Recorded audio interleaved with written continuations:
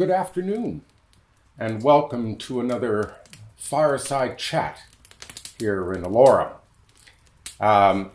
It's rather snowy outside, and the polar vortex has just moved in for the next week or two.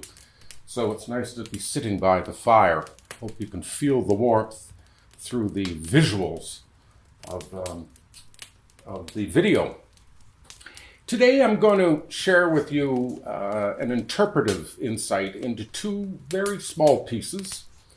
They are exquisite in nature, in their construction, and highly emotionally effective if performed well. The first one is called Jesus Christ the Apple Tree. That's written by Elizabeth Poston, who was an English composer, writer in the 1900s.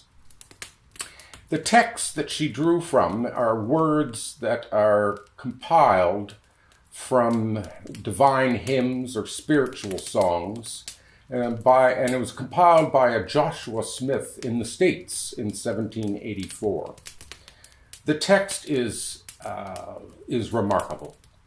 It sums up so much of life, the goodness and the challenges. The idea of an apple tree is symbolic of Christ himself. Now, I just want to state right out that if I can show you the sheet music, it's fairly simple. It's not a complicated piece of writing. But that's because it looks so simple on the page. Let me warn you, it's some of the most difficult to execute well. And the subtext of what I'm going to say today is the appearance of bar lines. Those are those measurements of between the notes that give us our metrical measuring. The appearance of a bar line, but trying to work a phrase a piece that the bar line disappears. I remember the old adage, and I'm not sure you're allowed to say this anymore, but children are to be seen but not heard. Well, I hope that doesn't offend anyone, but that's a line I grew up with. And I say the same thing to bar lines in a lot of music. You must see them, you must understand them, the metrical pacing, but they mustn't be your rhythmic command to interpreting the music. Oftentimes you find in these pieces and interpretations, even though people love it, I think most choirs are drawn to this carol. There's something so personal about it, but it can become very dull and mundane if it just sounds like a metronome is singing, where it's just straight quarter notes, very little rhythmic notational change. And it's in C major. And C major is easy. It's all the white keys. And there isn't an accidental in the piece. It's all white notes. Here's the first verse. The tree of life my soul hath seen, laden with fruit and always green. The tree of life my soul has seen, laden with fruit and always green. The trees of nature fruitless be, compared with Christ the apple tree. Now, if you are wanting as a conductor to try and figure out how to interpret this very simple line, you have to have a sense of where the most important word in the phrase is and sing to it. And what I've always referred to in my work over the years is a pull and a push of a phrase. So it has energy forward and coming back, pushing forward and coming back. So here's just a little example. The opening first verse is just one single unison line. It's very medieval. It's like a monastic chant. The tree of life my soul has seen, laden with fruit and always green. The tree of life my soul has seen, laden with fruit and always green. The trees of nature fruitless become with Christ the apple tree. So there's just a sense of personal embrace of the text.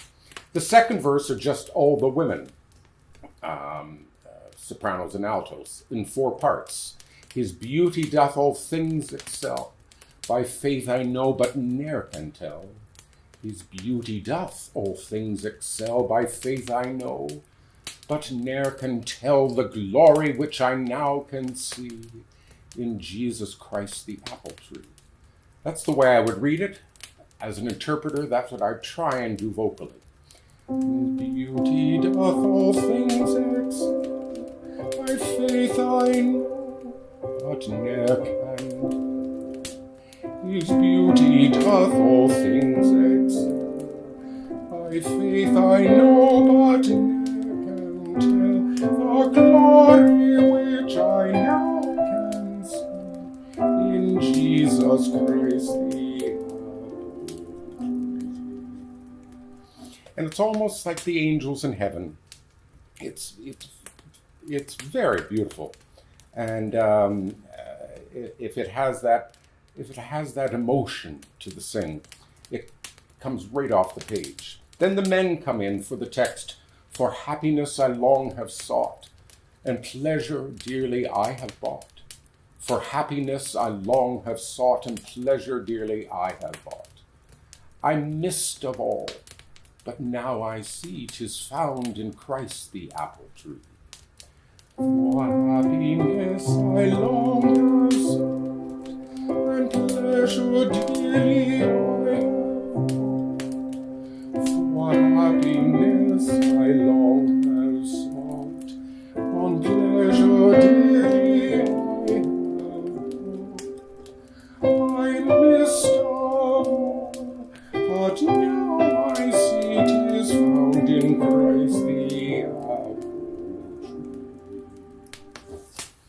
And the 4th verse, I'm weary with my former toil. Here I will sit and rest a while. Repeating, I'm weary with my former toil. Here I will sit and rest a while. Under the shadow I will be of Jesus Christ, the apple tree. And this is far more personal and reflective. I'm weary with my former toil. Here I will sit and rest. I'm weary with my former toil. Here I will sit and rest. Under the shadow I will be of Jesus Christ.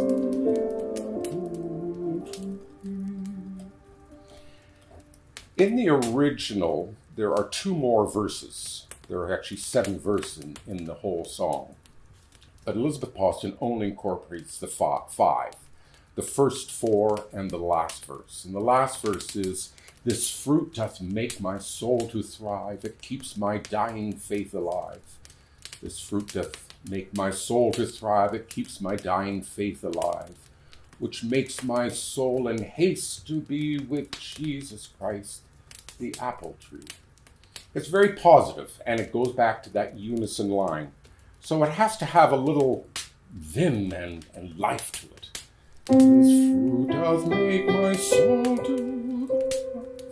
It keeps my dying faith alive. This fruit doth make my soul to thrive.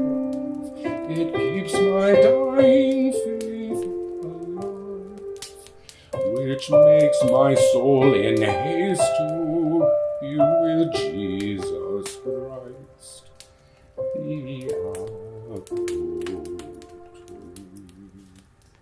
Sorry for my voice switching back and forth in registers. But that's a very potent carol. It's often done at Christmas, even though it's not really talks about Christmas. talks about Christ, which is a good thing at any time of the year. But the tradition, actually, of an apple tree in England was to, at Christmas Eve, gather around apple trees and wassail, sing carols around the apple trees. So I think that's from the English tradition. It moved across the waters, and it's now sort of considered a Christmas carol. So that's the first one. The second one is very similar in style. This is why I've paired them. A very different meaning, but the same evocative, emotional, personal writing. This one is by a Canadian composer by the name of Stephen Chatman, who lives in Vancouver, and very prolific and a very fine composer. This little piece is a little vignette called Remember. And it's the second of two settings that he did, the second, and the text is by Christina Rossetti. She, of course, has written a lot of beautiful texts for music. Let me just read you this text. It's so personal. Remember me when I am gone away, gone far away into the silent land, when you can no more hold me by the hand, nor I have turned to go, yet turning stay. Remember me when no more day by day you tell me of your future that you planned. Only remember me, you understand. It will be late to counsel then or pray. Yet if you should forget me for a while, and afterwards remember, do not grieve. For if the darkness and corruption leave a vestige of the thoughts that once I had, better by far you should forget and smile, than that you should remember and be sad. This she wrote before her death. It was a reflection on her life and a poem or a memorial to her and as a gift to her friends. And Stephen has written an absolute stunning little gem here. Now, he does it in D-flat major, which doesn't mean much to anyone, but it is actually one of my favorite keys. It's the great romance key. Some of the great romantic symphonies and string quartets and things, when you go to the great romance section of a movement, of a symphony, it's often in D-flat, or sometimes G-flat, but definitely D-flat. A lot of black notes, which makes it very rich and colorful. Now, interestingly, he does not use bar lines, which is fantastic.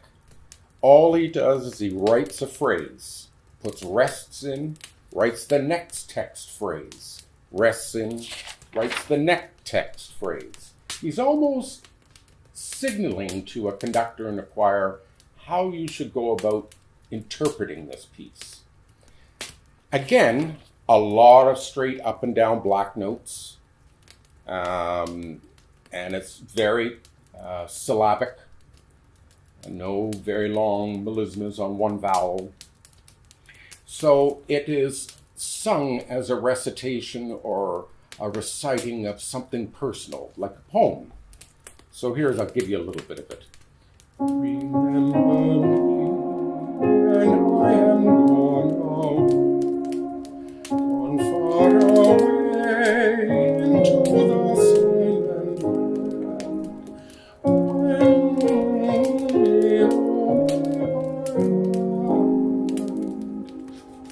I forgot to turn my page, sorry. Lord, I have turned to go, yet turning stay. Remember when again, it gives you such freedom to be quite elastic with these lines. And with a choir, you can make it so personal. You can make it so expressive and you can make it very emotional. And this is the stuff that people love from choirs. It resonates deeply in their hearts and souls. So these are two absolutely exquisite works. I've recorded them both. They're on Naxos somewhere, but I think we're going to put a link to the two of them. The very first one, though, Jesus Christ the Apple Tree, I'm going to suggest that the link we're going to put on is from St. John's College, Cambridge, with the great George Guest conducting the men and boys. This George Guest was at the college for decades, and he was a phenomenal musician. He was Welsh, so singing was in his blood. And he was, as I was growing up as a young boy and listening to choirs, mainly from England, as I sang as a boy, my choir master was always saying, well, listen to Kings and David Wilcox. That's the finest, that's the finest. And it was very good. I mean, I'm not denying that. But when I heard George Guest and St. John's, I was converted. All of a sudden, I heard an expressive singing out of the boys, almost with vibrato, almost sounded like women a bit, but had such warmth and beauty, something you wouldn't expect from an English men and boys choir. It had emotion. I thought that was not allowed in England. When I heard him do this carol when I was a young boy and I listened to his recording, I just remembered the freshness and the vibrancy of the singing of that Jesus Christ the Apple Tree with the boys and the single line. Now, the phrasing doesn't pull and push as much as I do because I'm a little more extravagant, but you can hear the intensity and the freshness and the love and belief of the interpretation. And the other reason, on a personal note, is that George Guest was a very dear friend of my father. My father was the Commonwealth lecturer at St. John's, Cambridge, in the early 50s. And he got to know George Guest. In fact, he introduced George Guest to his wife at a May ball. And they became lifelong friends, and I got to know Dr. Guest very well as a result. So I wanted that interpretation. And secondly, when my father died, well, when I did the funeral, he died after just raking the apples off the driveway, which he did every late summer, early fall. And he sat down and left. So I did Jesus Christ, the Apple Tree, at the funeral, which I thought was terribly appropriate. So that's the first one. And the second one, remember, I think is going to be my recording, and I haven't listened to it because I'm afraid to. But hopefully it might suggest some of the things that I've just been talking about. So there they are. Jesus Christ, the Apple Tree by Elizabeth Poston. Remember by Stephen Chatman. Enjoy.